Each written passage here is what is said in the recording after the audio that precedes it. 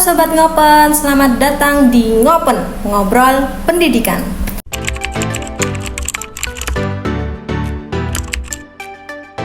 Ruang santai buat kita ngobrolin isu-isu pendidikan yang dekat dengan kehidupan sehari-hari.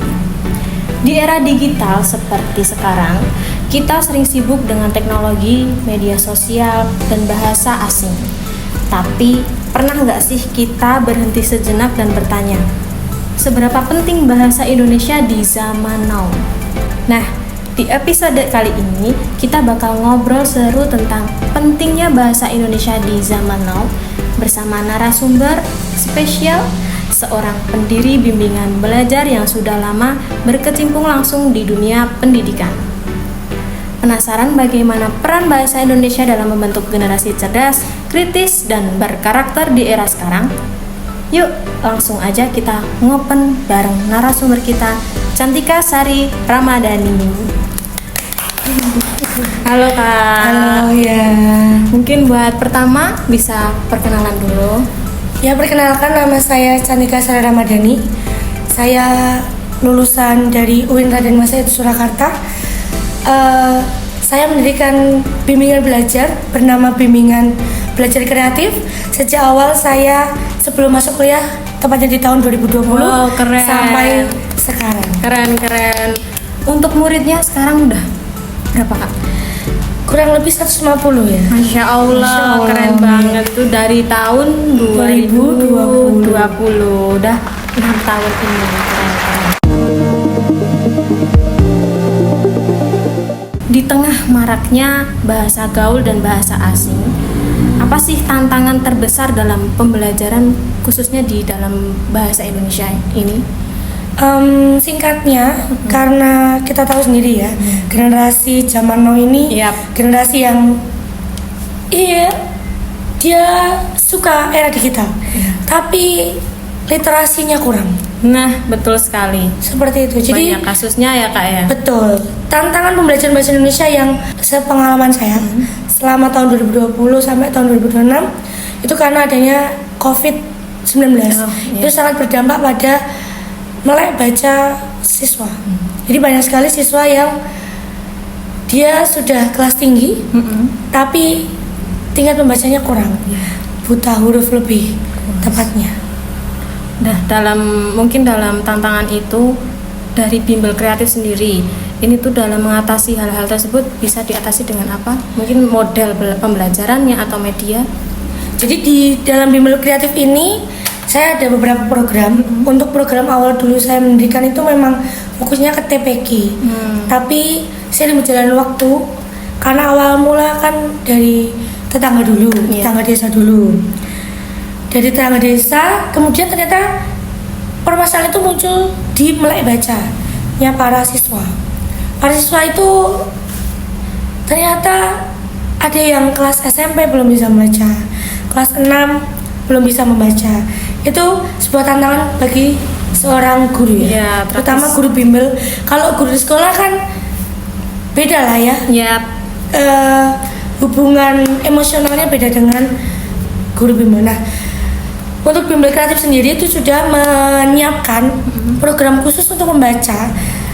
Saya mengangkat metode membaca yang dianggap kurang relevan pada zaman COVID. Hingga sekarang mungkin masih sering diulas. Tapi menurut saya itu memang metode yang sebenarnya tidak boleh kita tinggalkan. Itu metode EJA. Metode EJA. Kalau orang-orang berpikir metode EJA itu lama, metode EJA itu kuno, tapi pada kenyataannya banyak sekali anak-anak yang tidak memakai metode EJA, metode Cabata, Batasa, Ja, itu justru kurang, akan mengalami banyak kendala setelah mereka tuh paham dua suku kata. Dan tidak semua anak itu mampu menghafal babi, bu, tati, tu, sasis itu dengan mudah. Nah, metode EJA ini salah satunya bisa membantu beberapa anak yang presentasinya lebih besar daripada anak yang bisa dengan tanpa metode EJA tersebut. Seperti itu. Dan di bimbel kreatif itu juga menghadirkan banyak modul yang saya adopsi dari karya orang lain saya adopsi untuk saya ambil ke bimbel dengan tingkatan yang saya sesuaikan dengan kemampuan anak tersebut gitu. Jadi modulnya itu di bimbel kreatif ada sebuah modul yang modul itu fleksibel. Kalau misalnya di bimbel lain kita membicarakan pembelajaran di bimbel lain, pasti mereka akan menjual satu modul. Yang modul itu warnanya juga tidak ada, variasi soalnya juga tidak ada, dan itu membuat anak-anak mudah bosan. Kalau di sini berbayar juga modulnya? Iya, modulnya berbayar. Boleh disebutkan nominalnya? Boleh, silakan. 50.000 setiap modul, tapi modulnya fleksibel sampai anak itu bisa kalistung, baca, tulis, dan hitung. Jadi sudah menyeluruh ya Kak? Sudah menyeluruh. Di tengah maraknya bahasa gaul dan bahasa asing, minat bahasa anak itu kan turun, tapi pemerolehan bahasa gaul dan bahasa asing itu malah naik. Nah itu tanggapannya gimana Kak? Ya, tanggapannya sangat merepotkan guru. Sangat merepotkan guru. Karena bahasa ini perantara komunikasi antara guru dan murid. Ini poinnya. Sehingga ketika komunikasi itu tidak sejalan, apalagi kan adab di atas ilmu, ketika mereka menggunakan bahasa yang kurang beradab, itu juga mengganggu proses pembelajaran. Dan saya memang di sekolah, di bimbel, saya memang sangat menerapkan penggunaan bahasa yang baik. Meskipun terkadang saya sendiri sebagai guru, teman-teman, rekan-rekan di bimbel juga sama. Tapi saya berusaha untuk mengajarkan itu kepada anak-anak. Kita memang harus update tentang bahasa gaul, tapi kita harus pandai-pandai untuk menyaring kapan kita harus menggunakan dan kapan kita tidak harus menggunakan bahasa tersebut. Benar. Kan jadi pada intinya tetap bahasa Indonesia ya Kak ya, yang menjadi fondasi penting dalam membangun kemampuan berpikir dan literasi siswa sebenarnya. Kemudian sebelumnya mungkin kesibukan Kakak selain di bimbel? Ya, saya ngajar di MI Riyadhus Sholihin. Ya, guru juga. Guru ya, guru kelas 3. Menangani anak atau siswa itu mungkin lebih repot di bimbel atau di sekolah lebih tepatnya? Di sekolah lebih tepatnya, karena kalau di bimbel kan, di bimbel kreatif itu kan privat. Jadi mau senakal apapun anak itu kita masih bisa pegang. Tapi kalau di sekolah dengan berbagai bahasa, dengan apalagi ini maraknya bullying di kelas 3 itu kan peralihan dari masa kelas 1-2 naik ke tingkatan anak yang harus lebih dewasa. Sudah berpikir kritis, sudah bisa membedakan. Bahkan tingkahnya itu terkadang saya nggak bisa membedakan ini itu udah puber apa belum. Dari cara berbahasanya juga masih campur aduk. Seperti itu. Jadinya memang agak ekstra sih kalau di kelas 3 ini. Mereka mudah terpengaruh sama penggunaan bahasa, terutama kalau mereka asupannya itu dari YouTube. Nah, itu sering banget dibawa. Jadi media sosial. Ya, sangat mempengaruhi sekali ya untuk terutama untuk anak-anak kelas 3.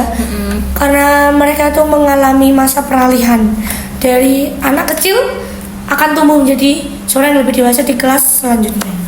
Nah, nyambung nih ke media sosial mungkin atau ke media digital. Penggunaan media digital itu justru membawa atau menghambat pembelajaran bahasa Indonesia menurut Kakak? Membawa kemajuan atau malah menghambat? Tergantung dari pemakaian ya. Tergantung dari pemakaian. Kalau memang saya menggunakan media sosial tersebut untuk pembelajaran yang tepat, digunakan oleh orang yang di tempat dan disampaikan oleh orang yang tepat, pasti media sosial itu sangat membantu. Benar. Misalkan saya sendiri promosi bimbel kan juga dari media sosial, tidak dapat dipungkiri. Tapi terkadang anak-anak itu kan pengawasannya juga masih kurang. Yang pertama itu. Yang kedua, mereka itu menggunakan media sosial bukan untuk pembelajaran tapi untuk mengikuti tren. Nah, itu yang salahnya itu di situ. Anak-anak tuh merasa hal tersebut itu adalah tren yang terbaik, padahal feedbacknya ke mereka itu kurang. Seperti itu. Mereka belum bisa membedakan, oh ini harus menjadi tren atau tidak. Bahkan kami sebagai guru pun juga harus memberikan contoh yang terbaik untuk mereka. Kita memang menggunakan media sosial, tapi kita juga harus bisa menyampaikan yang terbaik untuk siswa-siswi kita di sekolah maupun di bimbel. Seperti itu. Jadi dampaknya itu sebenarnya ya tergantung dalam pemakaian yang tepat dan bagaimana cara kita menyampaikannya tepat. menyampaikannya yang tepat. Kalau peran orang tua juga sangat penting ya. Jika pembelajaran bahasa Indonesia ini tidak diajarkan secara maksimal. Ya sangat jelas ya, karena pondasinya siswa kelas 1 dan kelas 2 itu sebenarnya kalau kemarin pidatonya Pak Menteri Pendidikan Ya. Lewat Kepala Kemenak itu menyampaikan kelas 1-2 itu tidak perlu Bapak Ibu guru mengejar kurikulum. Yang penting itu kalistung. Ketika di kelas 1-2 ini kalistung itu udah gagal, maka dapat dipastikan mereka akan kesulitan di kelas selanjutnya.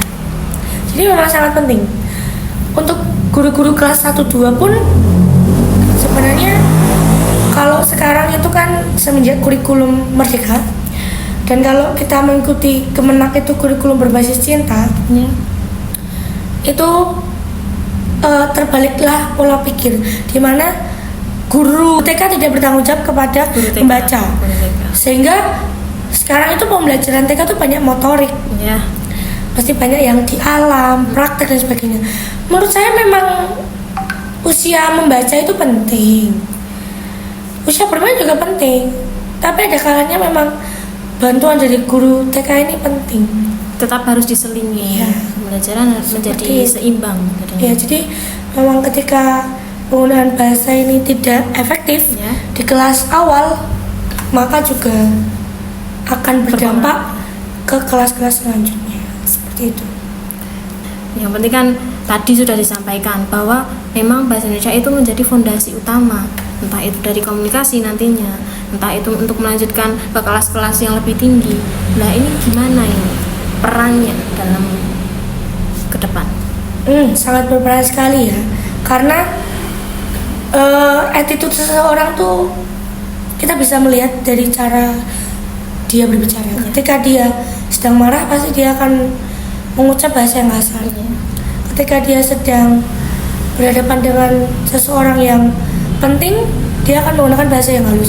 Jadi penggunaan bahasa ini sangat penting, terutama ketika kita menilai seorang siswa untuk berkomunikasi antara satu siswa dengan siswa yang lain, siswa dengan guru, siswa dengan orang tua, itu kita bisa nilai dari penggunaan bahasa tersebut. Benar. Bahkan emosi siswa ketika mereka tidak mau belajar, mereka tidak fokus belajar, itu juga karena pemikirannya itu tidak terbuka. Sehingga pemikiran terbuka itu kita bisa dapatkan dari cara mereka mengelola bahasa tersebut. Ya, benar sekali, betul.